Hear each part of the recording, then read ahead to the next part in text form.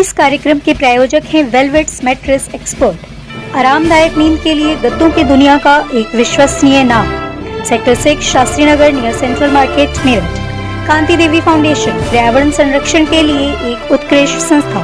The Gurukulam international school, the fastest growing school in Meerut.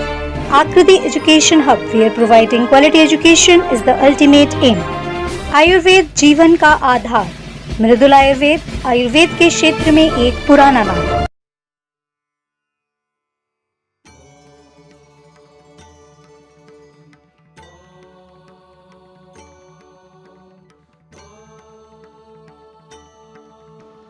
ओम जयंती मंगला काली भद्रकाली कापालिनी दुर्गा क्षमा शिवा धात्री स्वाहा स्वधा नमस्तुते। जी हाँ, आप ये देख रहे हैं हस्तिनापुर स्थित 51 शक्तिपीठों में से एक जयंती माता शक्तिपीठ। यहाँ पे माँ का दायां जांग का हिस्सा गिरा था। जिस तरह कामाख्या में योनि गिरा था, यहाँ पे माँ का दायां जांग का हिस्सा गिरा था।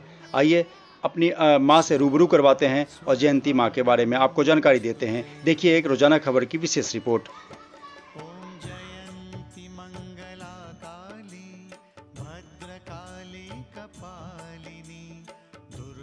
क्षमा शिवा धात्री स्वाहा स्वधा नमोस्तुते। ओम जयंती मंगला काली भद्रकाली कपालिनी दुर्गा क्षमा शिवा धात्री।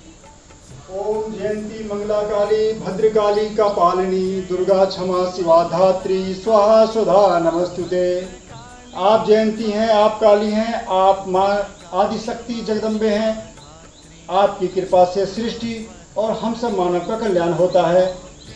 रोजाना खबर आज धार्मिक मुहिम के तहत पहुंच चुका है हस्तिनापुर।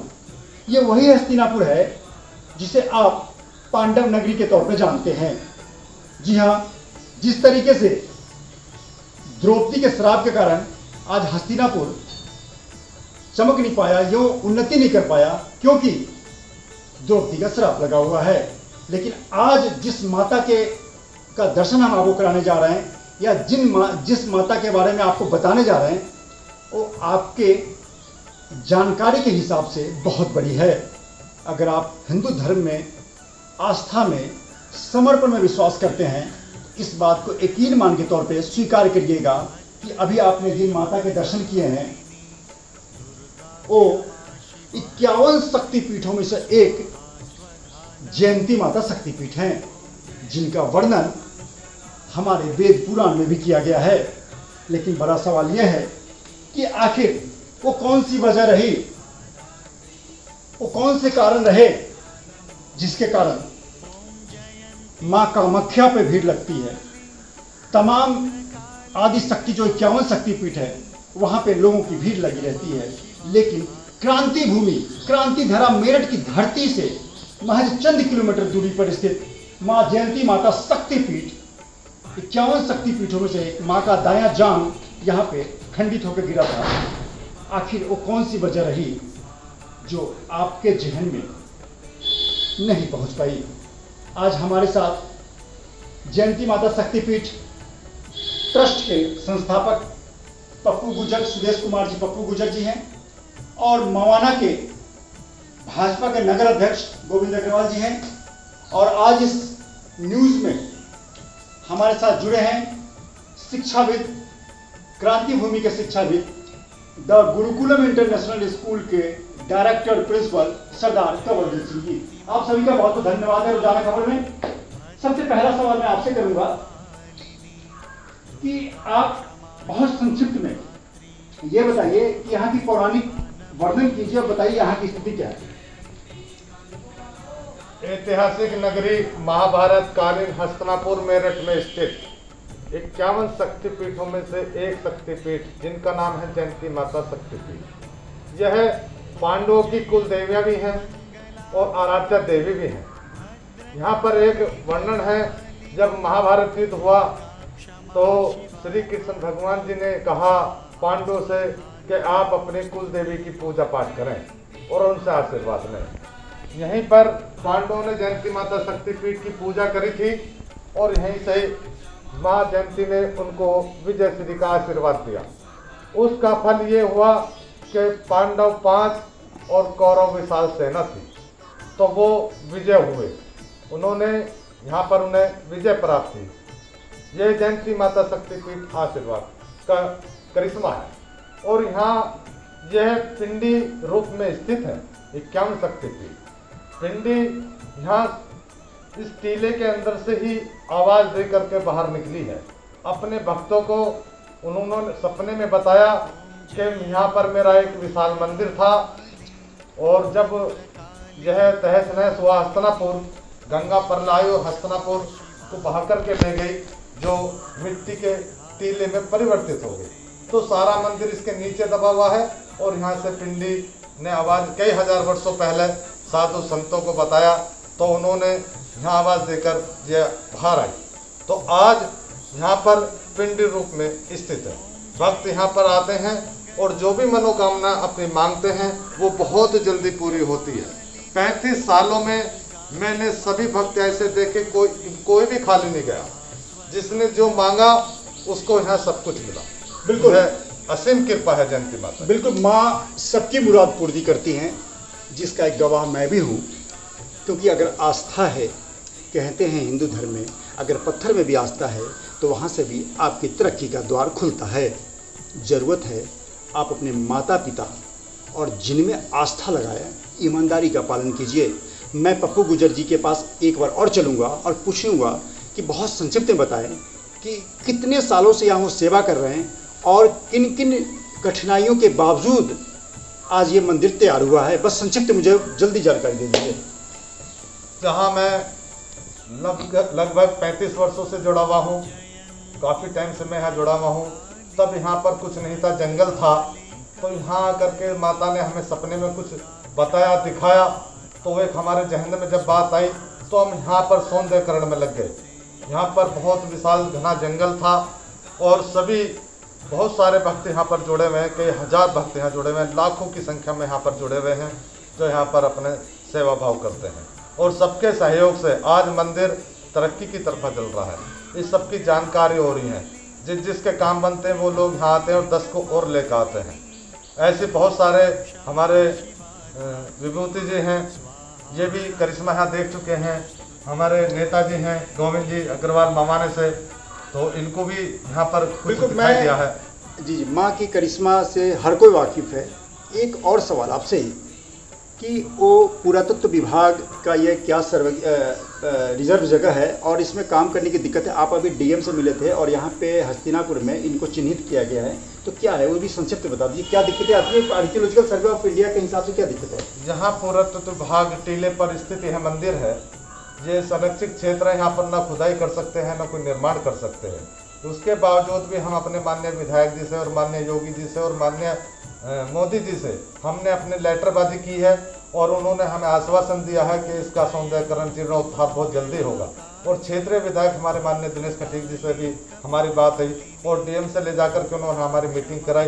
पर्यटन विभाग के मंजू चौधरी जी हैं, उन्होंने हमारी बात कराई और हमने अपनी बात रखी। उन्होंने हमें आश्वासन दिया है कि इसका सौंदर्यकरण और जीर्णोद्धार इस पांडव टीले का बहुत जल्दी होगा।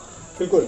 तो जिस तरीके से आपने सुनी कि कठिनाइयाँ आई हैं, इसके पीछे कारण ये बता दूं कि archaeological survey of India ASI जो भारत सरकार का विभाग है, वो जहाँ पे पुरातत्व विभाग या जो सर्वेक्षण वाली जगह होती है वो अपने कब्जे में लेकर रखती है और वहाँ पे खुदाई और तमाम चीज़ों का अधिकार किसी को नहीं दिया जाता। लेकिन हिम्मते मर्दे मददे खुदा, इस कहावत को चरितार्थ किया है पप्पू गुजर और उनकी टीम ने।